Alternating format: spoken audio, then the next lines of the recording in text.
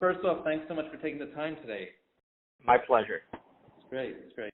I've been a huge fan ever since Dinner and a Movie. You pretty much defined my childhood, so I appreciate that. Oh, that's nice to hear. So tell me, what are you currently working on? Well, pretty much full time. I do a podcast called the Mental Illness Happy Hour. I started doing that the same year that Dinner and a Movie went off the air. They overlapped by about 6 months.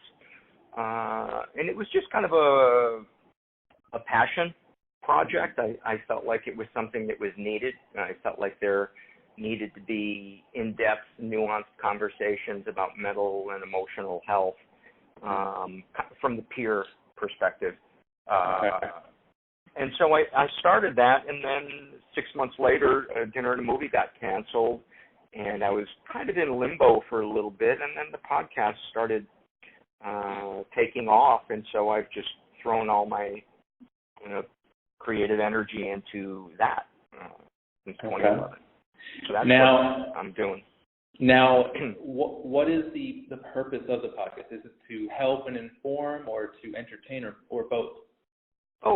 Both, I think. More than anything, I think to help. That's why I created it, but I knew that. my new dog, Gracie. Sorry about that. I knew that it would need to be compelling to keep people listening for an hour and a half.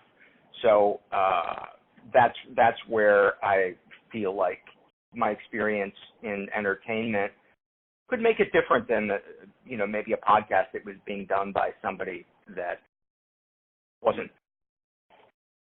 Now, what is the format, and how often do you broadcast?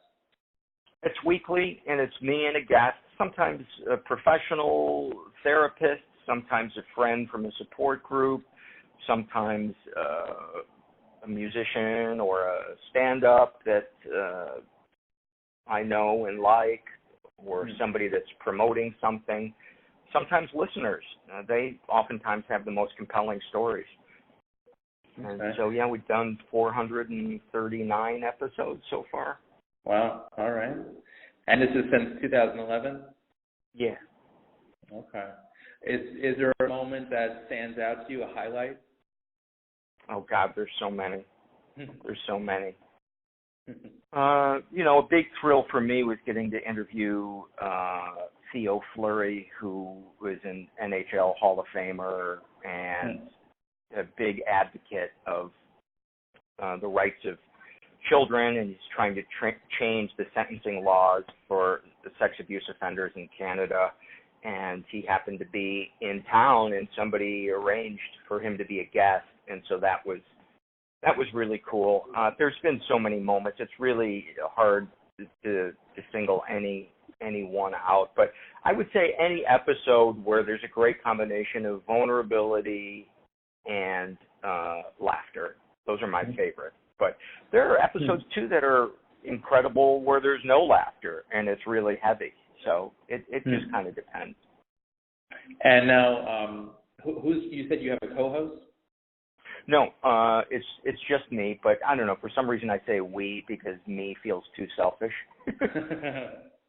All right. Fair enough. Yeah. So tell me, going back way further than the mental illness happy hour, tell me about the origins of Dinner and a Movie. How did it all become? The idea was initiated by a woman named Kimberly Carlson, who was working at TBS, and she had a longtime friend who was a chef named Claude Mann.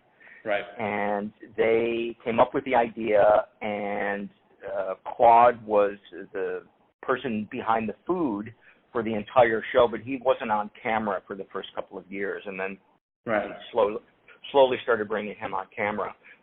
And they wanted a show that would be kind of like a friend you could hang out with on Friday night for people that were too young to go to bars or were tired of the bar scene. And so they wanted it to be kind of casual and fun. And one of the things that we did, which I don't think was that common at the time, was we improvised it, and I think that gave it a loose, kind of quirky feel that people liked, I guess. Yeah. Well, I loved it. Thanks. And there was a lot of times it was really fun to do. The earlier years were a little more fun than the last couple of years, because it just got so filled with advertising, and our creative time got cut way, way down. So in the beginning, our segments were maybe 2.5 minutes each. Right. And we were doing 6 or 7 throughout the show, and we had no advertising within it. And then by the end, we were doing maybe 4 segments, each a minute long, and 30 seconds of it was advertising. So it was pretty hard to. It's kind of the typical Hollywood thing: is you create something successful and then you kill it by making money off it. Yeah, it's a shame. Yeah. So, and what was the deal with switching the co-host? I mean, I loved Annabelle. Why did they keep changing the co-host? I don't know. That was a decision by TBS. I guess they wanted something different, and then Lisa Kuchel, now Lisa Arch, is a good friend of mine. We got to be really good friends, and I was really, really bummed out when they wanted to replace her, and then I started becoming friends with Janet Varney, who was the last co-host, and I'm still friendly with all of them today. I don't keep in touch with Annabelle too much, but we're always happy when we bump into each other, and I had her on my podcast. Oh, good. Yeah, but that's in the back catalog, which isn't available. The only episodes that are available is from 2017 forward, but it's still a lot of episodes. Are there any plans to bring back Dinner and a Movie, or is that not? I don't think so. I don't have any interest in doing it. I really don't miss television at all. I love podcasting.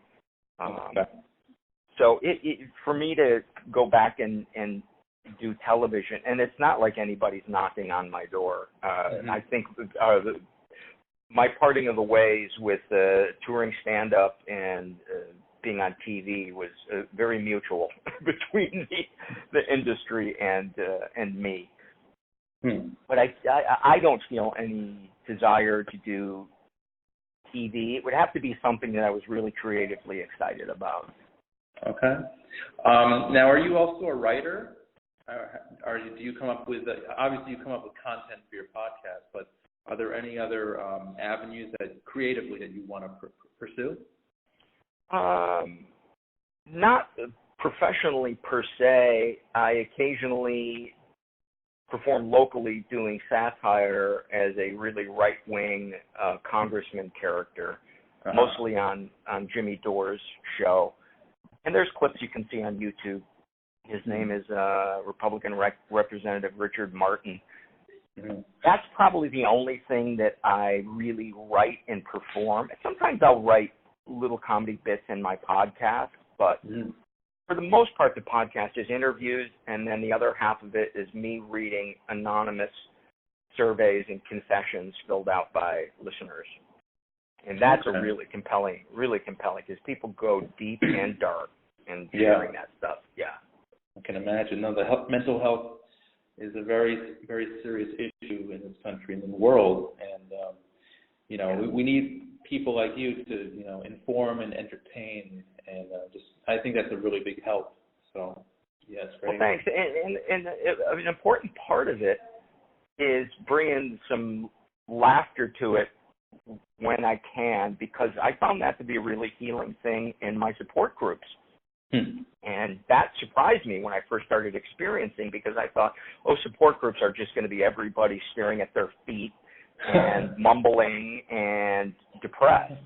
And I found out that a lot of the support group meetings I go to are quite the opposite. There's a lot of joy, and sometimes there's sadness and tears and anger, but it's like life jammed into an hour or an hour and a half where I feel really, really connected to other people. And I thought, well, it would be great to have that vibe on a podcast and have it be about everything that we struggle with, past or present, mental or emotional.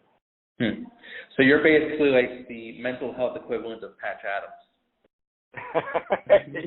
Yeah, I guess you can say that. I guess you can say that. Right? Yeah. I mean, that's awesome. I mean, one of the things I say in the podcast is I'm not a therapist. It's not a doctor's office. It's more like a waiting room that doesn't suck. Now, have you reached out to hospitals? Have you gone to mental health institutions to basically work in person? Not in person, because that feels way over my capabilities, but I do interview people that have worked in mental institutions, who've been in mental institutions.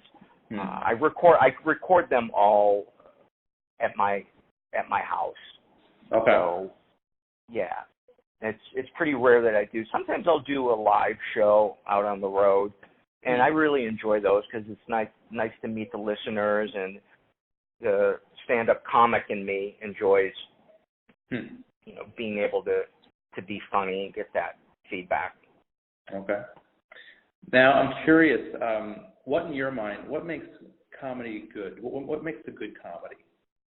I think truth and surprise are the two things that I like. When somebody can look at something from a point of view that you hadn't really considered before, or it had never been articulated in such a way.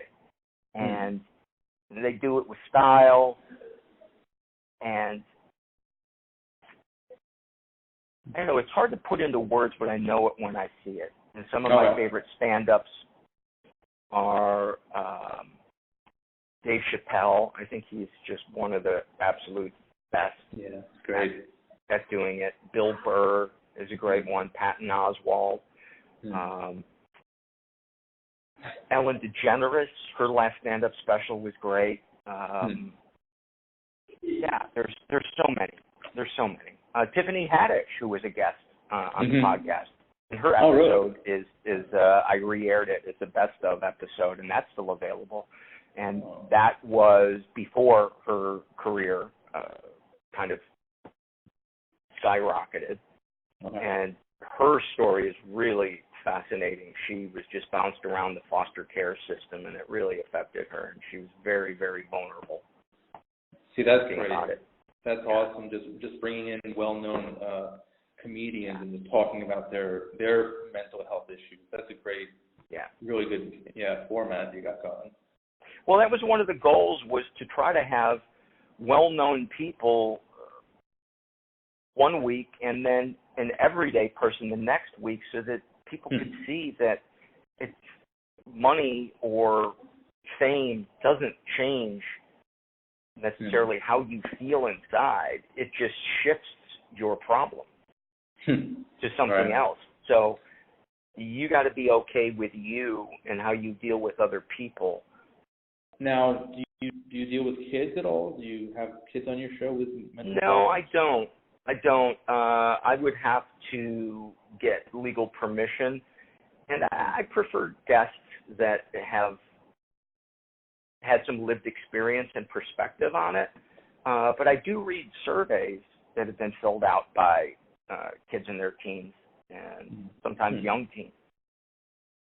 Yeah. Wow. Well, I keep bouncing around, but I just can't get over dinner and a movie. It just left such an impact on my life. Oh, that's really nice to hear. I know what it was like when I was a kid to have shows that were my comfort. Yeah. They gave a continuity to my childhood, something that I looked forward to, that felt home. So that means a lot to me. I really appreciate that. I'm proud of the work we did on that show, and I have a lot of fond memories. And them are things that happened on camera, and a ton of them happened off camera with just crew and co-hosts and producers, and a lot of laughter.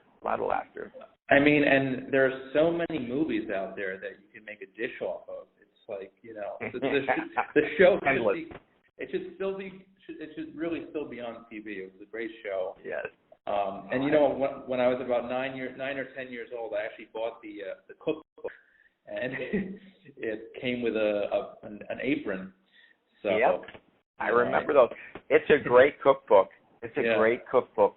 Claude is such a great chef. Nice. Yeah. Do you stay in contact with him? I do. I just talked to him this morning. Oh, nice. All right. Yeah. Well, if you just tell him that the show needs to come back, it'd be amazing. I could even co-host if you want. I'll keep that in mind. Okay.